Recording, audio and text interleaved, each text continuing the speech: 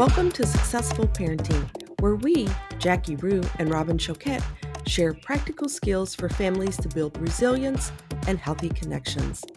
As practicing professionals and parents ourselves, we hope this podcast is a resource for parents to grow, reflect, and learn more about themselves and their children.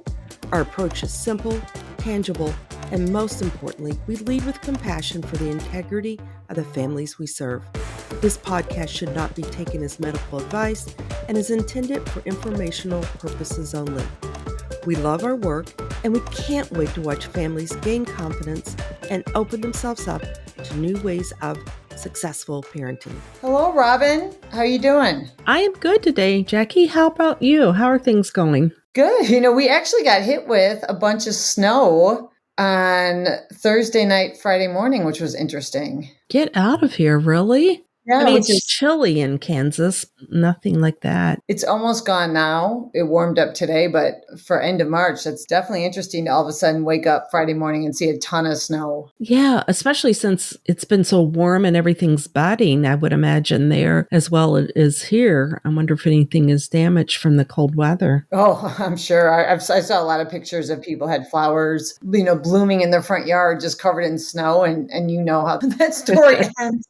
It's not a good something you want. Yeah. So it'll be interesting. Yeah. Yeah, it's good. Spring's here. And for whatever reason, this time of year I notice a lot of people are dealing with a lot of stress. And so one thing I've been talking to folks about recently is just where some of their stress is coming from. Mm-hmm. Interesting. I had a mom say to me recently that a lot of her stress comes from just her fear of being a failure, not doing well. And she said she notices that same fear in her children as well. Yeah, absolutely. You can see that because our kids are watching us and they're absorbing the world. Their world perception gets filtered through our world perception. Do you know what I'm saying with that? So you can definitely see why you can see that happen. Well, and interestingly enough, there's a fancy schmancy clinical term for fear of failure. Do you know what it is? I do not. Are you sure? I think you do, if you might recall. Okay, I'm going to try, Jackie. I think I know it, but I was trying to avoid it because I don't know. Atychiphobia? Atychiphobia, that is it. Atychiphobia. Okay, I got it right. An irrational and persistent fear of failing. Many might identify this more as perfectionism. Some individuals feel that it's not that they have a fear of failure, they just want things to be perfect. Others will say they operate just out of fear of failure or not doing well. Yeah. What's their definition of failure? What's their definition of success? I think that is kind of interesting to look at. And I think that plays into a part of it, of understanding when someone has this fear of failure. First, you have to understand their definition of failure. Right. And I think for parents, interestingly enough, in just talking to several parents over the last couple weeks, parents have said that they feel that they oftentimes parent out of a fear of failing their children, fear of their children being failures in a sense, their children not being successful, or just a fear that their parenting is not going to result in children who are successful. And It's interesting talking to one father, and he noted he feels that he worries so much about getting his parenting right that so often he tends to react out of this fear of failure. He tends to kind of either over criticize his children or overly intervene because he's so worried. And he was able to recognize that. And he said he felt like that fear in himself may really be projected onto his children. It's really looking at what is the function of how we're parenting? Is it about us and understanding how that fear impacts us? And then why and how we're doing that. Some people will feel really guilty as I need my child to be successful. And if I don't set them up for it, you can see people feeling all different kinds of ways with that fear of failure. And once again, how do they define failure in their parenting? Am I setting my child up? Am I doing what my child needs And especially, I see a lot of people can be impacted if they felt maybe in their own childhood, they did not get what they needed and they want to make a change. They want to break that cycle, especially if there's generational things going on for them. You can see them really start to try to hone in and be the best that they can be versus just looking at it and saying, well, is this effective? Is this working for what we're trying to do? Versus that perfectionism or that rigidity of having it a certain way. Well, and I like how you said that, because if you think about it, if you're going to approach something and you have to, in your mind, do it perfect or it's a failure, you're setting yourself up, because none of us are going to achieve anything perfectly. And we are going to make a lot of mistakes and we are going to fail. So often we hear both children and teenagers tell us, we feel so much pressure. And families and parents in particular will often say, well, we don't put a lot of pressure on our kids to perform. We don't know why they're so stressed and putting so much pressure on themselves. And one child said, you give us money if we get A's, or you reward us not making mistakes or getting A's, or you really make a big deal out of it, when we do something, near perfect. And the parents were like, we never thought about that. Mm-hmm. Yeah. The celebration of being perfect. I mean, even, in school, there is that celebration of being perfect, the perfect attendance, the perfect this and perfect that. That is something that we do. And there is something really great about it. But does that really define success? And if I'm setting my child up for success, does perfection have to be aligned in there? And I think one of the things, I don't think we should completely ignore celebrations of doing well. I think that's important. But what is the message that we're sending to our child? If our child gets straight A's, I think that's okay to celebrate. It's also okay to celebrate other times.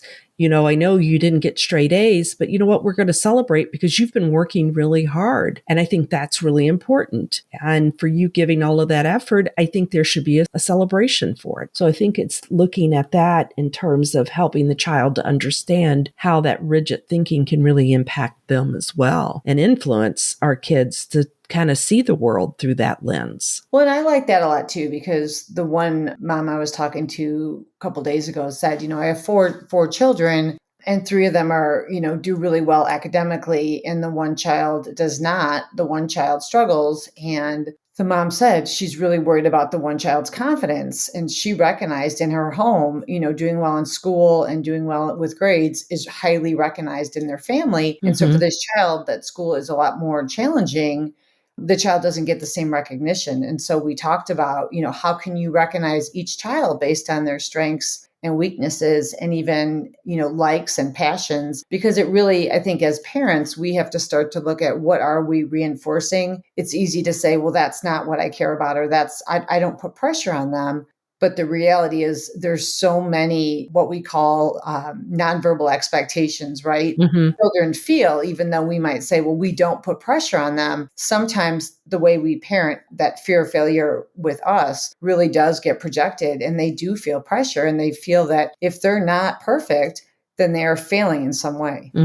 I like what you said, that failure mindset of kind of looking where our mindset is and helping us to have that awareness. This isn't about you're going to be perfect, but to have that awareness of what is it that we're telling the children that's important as the behaviors that we're doing, the language we're using, and the nonverbal cues that we're giving them. And I think that's really important to think about. And that really creates, I think, development of their mindset of, do we have almost that growth mindset is that mistakes are actually a really wonderful thing because it gives us that opportunity to grow. And there are opportunities to challenge ourselves. And especially if you have a child that wants to do really well and the parent wants the child to do really well, maybe it's opportunities when things get difficult and we celebrate those, that children are tackling those. It's not their outcome, but they're tackling things that are difficult, and we celebrate that. And that can help to kind of move away from only the perfect or,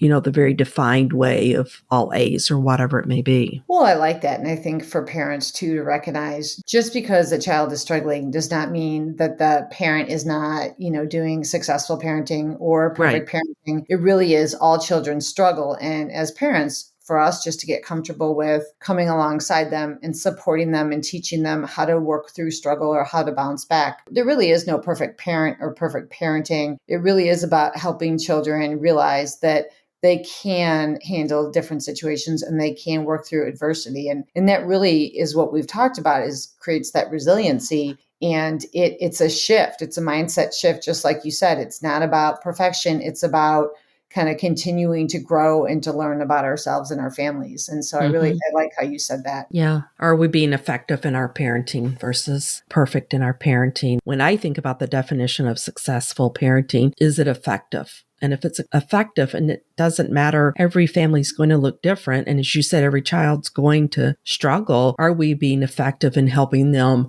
to grow and to create, resilience? And that's a huge piece of when we think about success. I think this is such an interesting conversation. I really encourage families to think about mindset around perfection and what is their mindset around parenting, or how would they define it? Once it goes back to what's your definition of successful parenting. Oh, definitely. And if you have a child, and I see many children that, they have anxiety and stress over getting an answer wrong, raising their hand and getting an answer wrong, or not getting an A+ on a test. Or, one child said to me, a B means bad. There are some children that naturally just have those tendencies. But I think as parents, just being mindful of having conversations and being able to help them kind of redefine different goals and work through some of those. I like how you always say realistic expectations, creating realistic expectations based off of our strengths and weaknesses versus these expectations to look good and do well. And social media and, the internet kind of feeds a lot of this, but we know that we are seeing more and more kids coming through with fear of failure. And these are just some ways to manage some of that. And I hope we have more conversations about that, because I am seeing it more and more. Yes, absolutely. Well, thanks so much, Jackie. I hope you have a great day. Thanks everyone for listening, and make it a great day. Thanks, Robin. Bye. We'll see you later. Okay. Bye-bye. Thank you for joining us, and make sure to subscribe and like us to catch our next episode, where we will take you on a journey to find new ways of successful parenting.